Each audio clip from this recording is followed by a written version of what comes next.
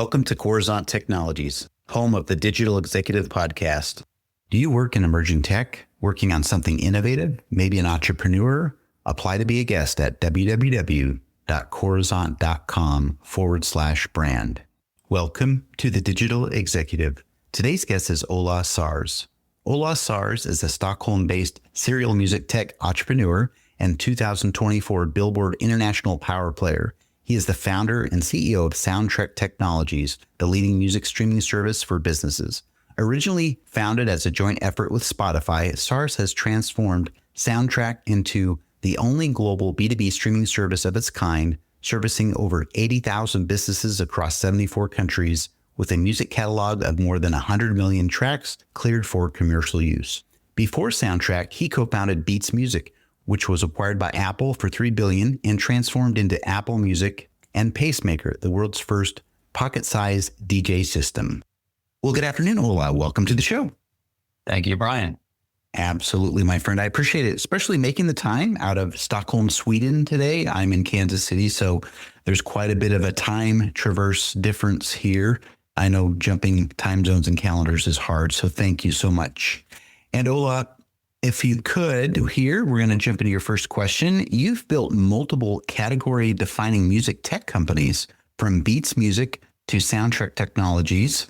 What recurring insight about the music business has guided your entrepreneurial decisions across these ventures?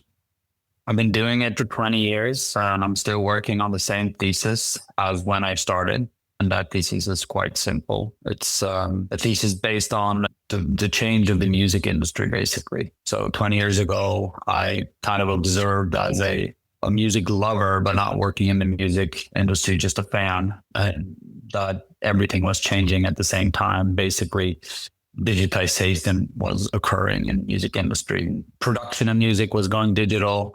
Distribution of music was going digital, and consumption of music was going digital all at the same time, meaning kind of a massive tectonic shift in the industry, which obviously provided some opportunities in the future. So I changed from a previous career and jumped in. And since then, I've been building technology companies within the music industry. Really love your story. Obviously, you've done some great things, working with some great celebs like Dr. Dre, Spotify, etc. 20 years in this business, a lot has changed, as you know. And I love what you said. Your thesis is the change, that evolution of the music business. So I appreciate your contributions to the industry. Ola, Soundtrack started off as a joint effort with Spotify and has since evolved into the world's leading B2B music streaming platform. What made you realize that businesses needed a fundamentally different solution than consumer streaming? Well, first of all, previously I worked in the consumer markets, so I was kind of in the forefront of what we take for granted today in music streaming for consumers, right? So today there's multiple options for us as consumers: Spotify, Apple Music, Amazon, and I can keep going, obviously. So this transformation of the music industry started in the consumer markets, and now it's everywhere, and the industry has kind of concluded that music streaming is the forward model for music consumption. That did not occur in the business to business markets, which is cafes, restaurants, retailers playing music to create an atmosphere and maybe sell more coffee or whatever business they're in. That part of the music industry is, I would say, less developed and 10, 15 years behind what's going on in the consumer market. So my thesis now, more than 10 years ago, was what happened in the consumer markets for music, meaning streaming becoming the core model, would also happen in the business to business market, meaning what you guys in the US refer to as background music. So I started building a thesis around that, and I started looking at what does a business or a brand need in order to deliver the right music at the right place at the right time to add commercial value. And that was a completely different use case or product requirement than what we're using in our phones and our consumer service today. So I started building on that thesis, and we've now rolled out Soundtrack worldwide, and we're the fastest growing and kind of the category leader within business for music for business. Sorry. Yeah, no, thank you. I appreciate that. That's awesome. You certainly have some incredible growth there, fastest growing in this particular vertical, which is amazing. As you mentioned earlier, too, lots of options for consumers in the music streaming. You just mentioned some examples. There's Spotify, Apple, Audible, Pandora, etc. However, you saw a need in the business side of things. Things were less developed. You even highlighted that it might be about 15 years behind, but you saw that business needed to deliver the right music at the right time to the right consumer. So I really appreciate your insights. Ola, having co-founded Beats Music, which became Apple Music, how do you view the current state of music streaming economics for artists, platforms, and businesses? What still needs to change? Well, sometimes there's a misrepresentation of this. The reality, the music industry actually, in terms of size of consumers that are paying for music, has never been bigger. It's actually twice as big as it was before the streaming revolution. So in terms of market growth and consumer reach and monetization and compliant usage, it's never been healthier than it is now, and it continues to grow. Then usually what people get wrong is, like, let's just take an example where I worked previously with Beats and Apple. Like, we redistribute around 70% or more of the revenues we take from consumers on a subscription basis, right? So if we bring in 100 million, we share 70 million with music creators of that. And I think as a digital service provider, keeping 30% is fair, given that we need to build the technology, market the product, and distribute worldwide and everything.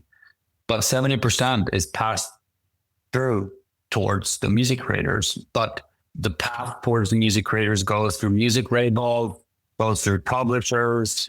There's a lot of middlemen in the equation. And that's usually where kind of most of those revenues either go, they distribute to certain artists more than others, and so forth. So as the digital service providers in the world, we actually have a very fair model. Having said that, the redistribution backwards into the music industry sometimes turns out to be unfair. Last comment, but also remember today, there's like almost 100 times more artists and music creators being published into the music industry. So there's more people and artists that need to share the pie than before, when we were distributing CDs and only a fraction of the artists actually got published. Wow, amazing. And I appreciate the stats. Streaming is definitely stronger than ever. It's a lot more beneficial than it was years ago, as you know, in the traditional way. There's a lot of market growth, reach, and monetization in the streaming business, and it continues to grow. What I really liked, and I'll highlight, is the way you redistribute the revenue. About 70% goes back to the creators or the artists, which I think is amazing. Obviously, there's a certain amount that you need to reinvest and build the new technology, and I totally get that, but love those insights, really do. And Ola, the last question of the day, as we look ahead, how do you see AI, artificial intelligence, personalization, and new licensing models reshaping the future of music in physical spaces, retail, hospitality, fitness, over the next decade?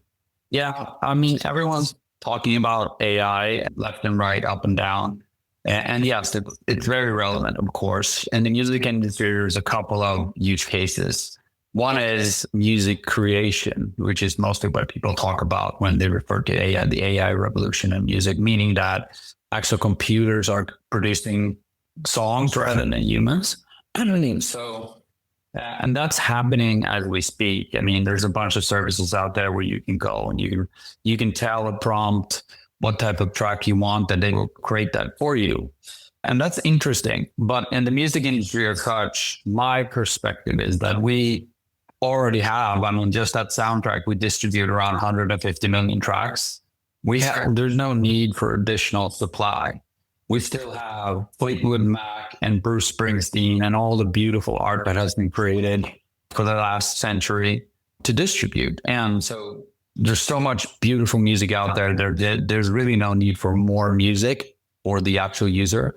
So I think it's interesting that AI is creating music now, but there's really no need for it in terms of the customers buying. And in my case, that's the retailers and the restaurants and hotels in the world. And then the other application of AI that we've been working with, and I've actually been working with almost for 20 years now. So for me, it's nothing new, is how do you use AI to create the best playlist for a specific context. So previously was when I was in the consumer markets, it was for you, Brian, when you're opening your streaming app, what music can we recommend to you that will kind of save the day for you? And where I am right now, it's for the brands and the businesses. How can we help these businesses to curate, meaning create the perfect playlist for that hotel in Kansas City today for breakfast so that they can sell more smoothies?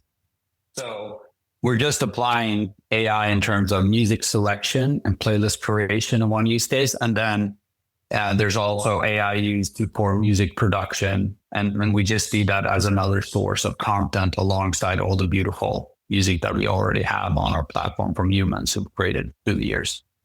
Thank you. Really appreciate that. And you're right. There's a lot of people out there, and I've seen it where AI is doing some music creation.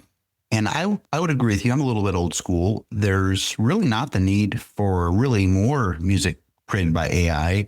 We do have a lot of music out there that has been created by humans, beautiful artists that are still being listened to today. I mean, by millions every day. So I appreciate that perspective.